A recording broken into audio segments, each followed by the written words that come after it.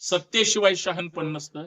त्यासाठी देवेंद्र फडणवीसांनी किती नेते फोडले, किती पक्ष फोडले, किती लोकांना गळाला घातलं, किती लोकांना आपल्या चरणापाशी बसवलं, कसं सगळ्यांना वेड्यात काढलं, हे फक्त देवाभाऊ करू शकतात.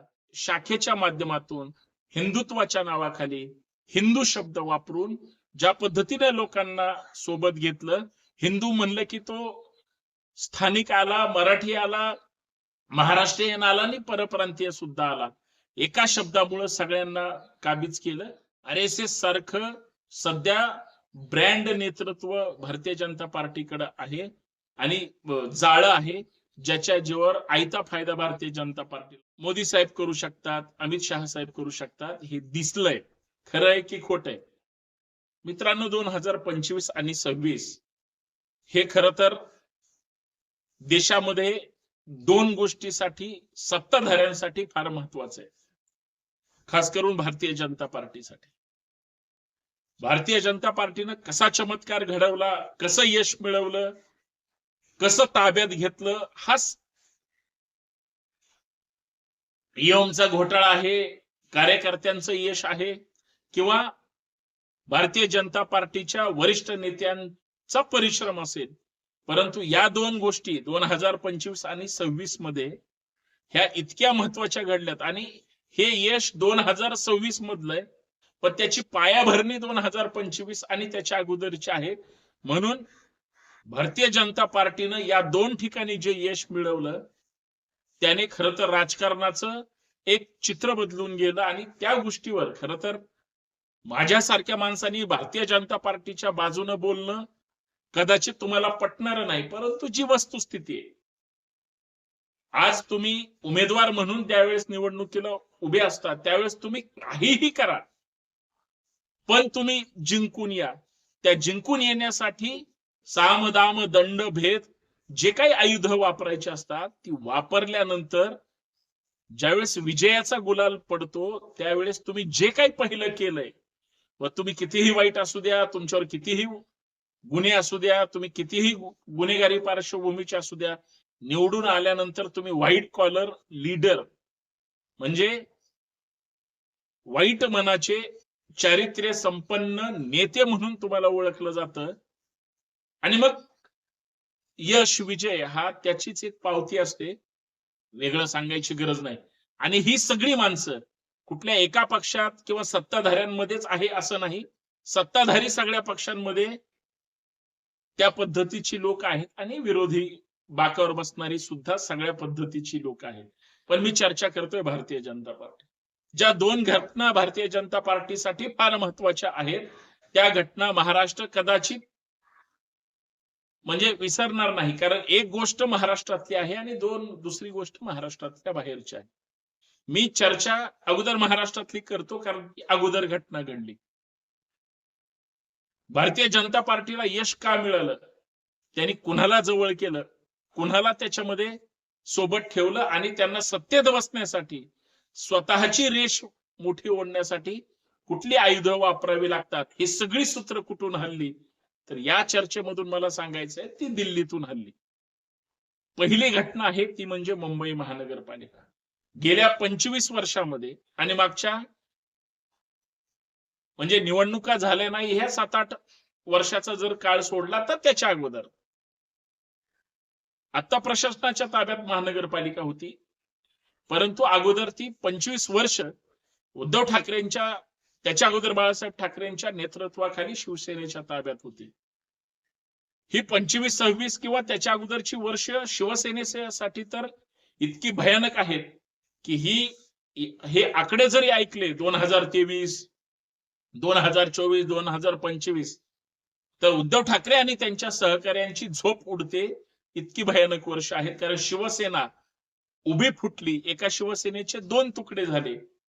तसेच 2 तुकड्याचं महत्व भारतीय जनता पार्टीने ओळखलं, कार्यकर्त्यांना झुलवत ठेवलं आणि त्याचा फायदा एकनाथ शिंदे साहेबांना सोबत घेऊन किंवा अजित पवारांना सोबत घेऊन त्यांनी जे मुंबई महानगरपालिकेमध्ये स्ट्रॅटर्जी वापरली आणि त्यांनी ठरवलं, हे ठरवलं कोणी, देशाच्या प्रधानमंत्र्यांनी ठरवलं, देशाच्या गृहमंत्र्यांनी ठरवलं भारतीय जनता पार्टीच्या राष्ट्रीय अध्यक्षांनी ठरवलं आणि त्यावेळेस तत्कालीन अध्यक्ष जे पी नड्डा आणि त्यांचे सगळे सहकारी यांना आशिया खंडातली सगळ्यात मोठी महानगरपालिका ज्याचं आर्थिक बजेट भयानक आहे आणि त्या मुंबईला आपल्या हातात आपल्या ताब्यात ठेवण्यासाठी भारतीय जनता पार्टीला व्यापाऱ्यांनी मदत केली, वेगळ्या राजकीय पक्षाच्या नेत्यांनी कार्यकर्त्यांनी मदत केली, मुंबईकरांनी मदत केली.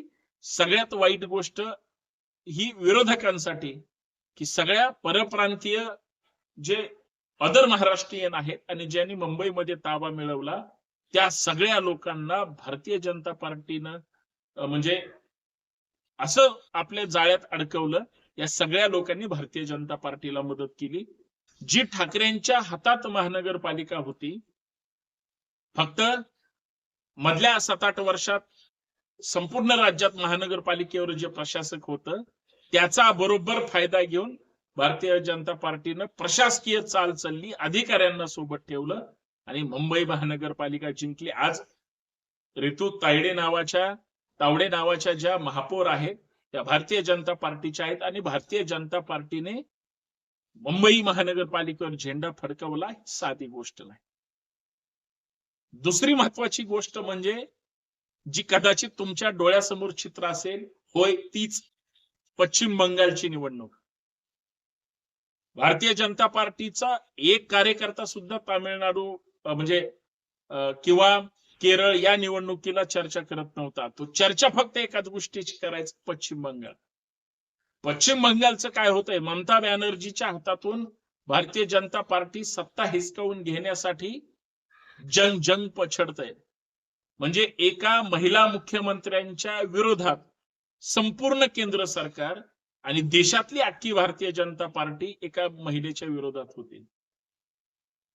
मग त्याच्यात ममता बॅनर्जींचा ॲरोगंटपणा असेल किंवा तिथली धार्मिक विद्वेषाची भाषणं असतील, काही समाजांमधले वाद असतील, धार्मिक आणि जातीय ध्रुवीकरण असेल किंवा राजकीय ध्रुवीकरण असेल, सामाजिक ध्रुवीकरण असेल, त्याचा फायदा जसा मुंबईमध्ये हिंदू मुस्लिम वाद करून सुद्धा घेण्यात आला.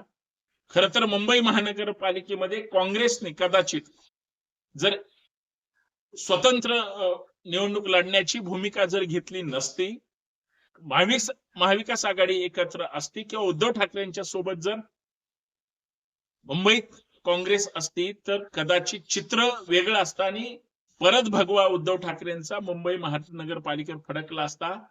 काँग्रेसनं पश्चिम बंगालमध्ये सुद्धा स्वतंत्र निवडणूक लढवण्याचा निर्णय घेतला, तो ममता बॅनर्जींनी सुद्धा घेतला आणि अहमपणामध्ये आविर्भावामध्ये त्यांनी भारतीय जनता पार्टी, मोदीजी किंवा शहासाहेब आणि इतर सगळ्या लोकांना ओपन चॅलेंज केलं. एक राज्य जिंकण्यासाठी केंद्राचे सन्माननीय केंद्रीय गृहमंत्री 16 दिवस पश्चिम बंगालमध्ये ठाण मांडून बसले होते. मग त्यांनी सगळे हौशे नवशे गवशे सर सोबत घेतलेच, परंतु ज्या 4-6 नेत्यांच्या खांद्यावर जबाबदारी दिली, आज जे सुवेंदू अधिकारी तिथले मुख्यमंत्री झाले, भारतीय जनता पार्टीचे पश्चिम बंगालचे जे पहिले मुख्यमंत्री झाले, त्याचं श्रेय मोदी शहांना आहे. आणि पश्चिम बंगाल जिंकण्यासाठी हे 2026 वर्ष भारतीय जनता पार्टीसाठी सुवर्ण काळ अक्षराने लिहिलेलं आहे. तसंच मुंबई महानगरपालिका जिंकण्यासाठी सुद्धा त्यांनी ते केलं. आता या सगळ्या गोंधळामध्ये चूक कुठं झाली विरोधकांची, काँग्रेस, इंडिया आघाडी किंवा त्यांच्या मित्र पक्षांची, की वाटाघाटीमध्ये म्हणजे कर्मदरिद्रीपणा किती असावा विरोधकांमध्ये, तर तो काँग्रेस आणि त्यांचे सहकारी किंवा मग ते देशाचं चर्चा करा किंवा राज्यातली चर्चा करा, तुम्ही तुमच्या अहमपणाच्या नादामध्ये कदाचित काँग्रेसला मुंबई महानगरपालिका शिवसेनेला यूज द्यायची नव्हती, म्हणून त्यांनी जो काही पवित्रा घेतला होता, फक्त ठाकरे बंधू एकत्र आल्यामुळं राज ठाकरेंचा त्याच्यामध्ये फायदा झाला.